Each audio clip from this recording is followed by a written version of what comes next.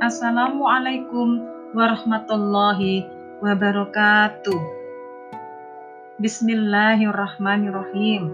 Salam jumpa. Bertemu lagi dengan podcast Matematika itu Indah. Ayo, jadikan hidup kita selalu bermanfaat bagi semuanya. Nah, pembahasan kali ini adalah mengenai jarak antar titik ke garis, dan jarak antar titik ke bidang. Sebelum kita masuk ke pembahasan yang pertama, kita membayangkan berangkat dari Surabaya ke Madura melewati jembatan Suramadu. Titik awal adalah saat kita melalui pintu masuk jembatan Suramadu arah Surabaya, ya. Sedangkan titik akhir adalah saat kita sudah berada di ujung jembatan Suramadu, jadi pintu keluar jembatan Suramadu arah Madura, ya. Nah, titik awal kita hubungkan dengan titik akhir, itu kita bisa menyebutnya sebagai jarak. Baik, kita memulai konsep tentang jarak titik ke titik. Mari perhatikan masalah berikut, ya. Ada dua buah lingkaran yang mempunyai luas berbeda. Coba amati. Titik pada busur lingkaran satu dihubungkan ke titik pada busur lingkaran kedua. Jika kedua titik pada lingkaran tersebut dihubungkan, maka kita bisa menyebut sebagai jarak. Jarak yang dimaksud adalah titik ke titik adalah ruas garis yang terpendek, sehingga membentuk ruas garis terpendek. Jadi antara titik satu ke titik yang lain, atau titik pada lingkaran satu menuju titik pada lingkaran kedua, itu sebagai ruas garis terpendek. Jadi jarak adalah apa?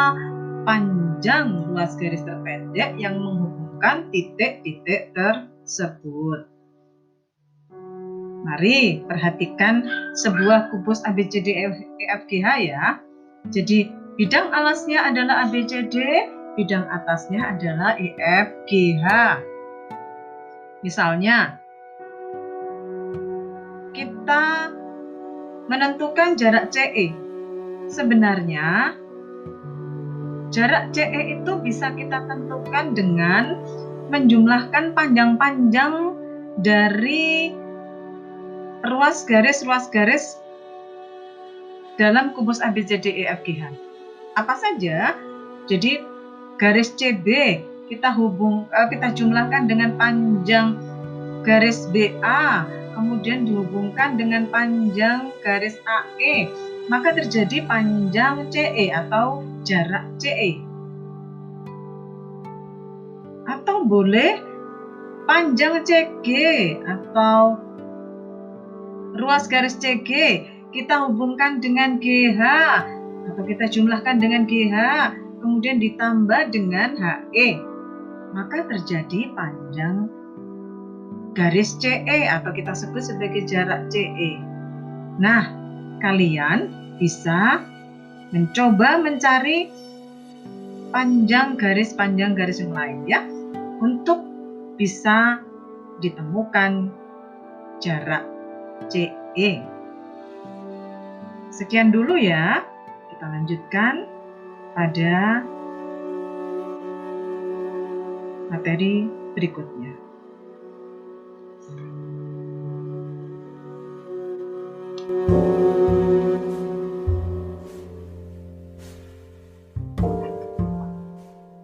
Kita lanjutkan konsep jarak titik ke garis.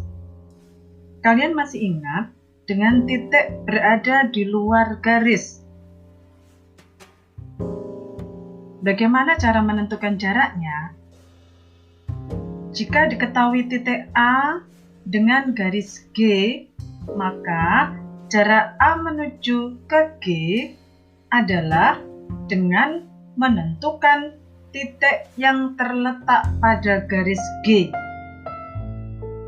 Kita beri nama titik B. Jadi,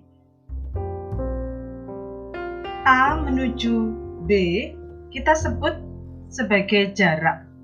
Mengapa?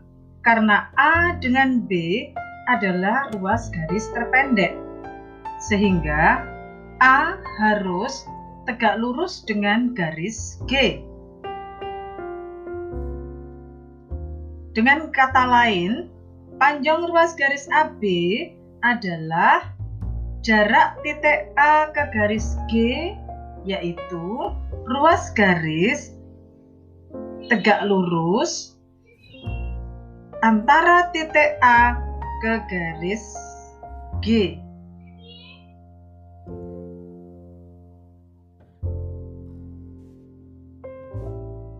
Titik B disebut sebagai proyeksi titik A terhadap garis G. Mari amati kubus ABCDEFGH. Kita mau menentukan jarak antara titik A ya dengan garis DH. Kita lihat bahwa D adalah titik yang terletak pada garis DH. Dan kalau kita hubungkan dengan A, maka akan membentuk garis, dan garis tersebut tegak lurus terhadap DH. Dan AD itu adalah jarak terpendek dibandingkan dengan AA. Sehingga jarak titik A menuju DH itu adalah jarak AD atau panjang AD. Nah, kalian bisa menentukan jarak titik ke garis dengan contoh-contoh yang lain. Begitu ya. Sekian dulu, kita lanjutkan materi berikutnya.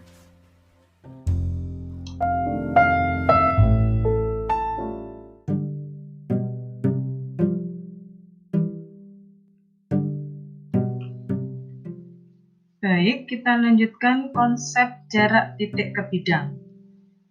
Di dalam kehidupan sehari-hari, kita bisa mengamati antara tiang penyangga dengan atap pada sebuah rumah. Ayo kita amati. Titik P terletak di luar bidang alfa.